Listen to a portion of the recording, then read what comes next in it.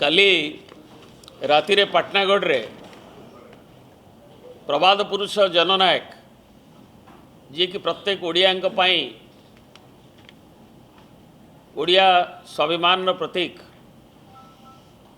एवं ओडिशावासी प्रत्येक ओडिया दलमत वर्ण निर्विशेष ना नहीं गर्व अनुभव करती जहाँकर परदिन 28तम श्राद्ध वार्षिक पालन करा जिवो। तार पूर्वर पाटनागढ़ रे जेभली भाव में तांकर प्रतिमूर्ति को जाली पोड़ी दवापाई जो हीन प्रयास करा जाइछि एवं जो षड्यंत्र धारावाहिक भाव में चली बिजू बाबूंकर ना को बदलैवा बिजू बाबू ना रे आरंभ करा एवं विभिन्न कार्यक्रम जोटा ताकू बंद करवा एवं बिजू बाबू कथा को लिभेवा पाई जो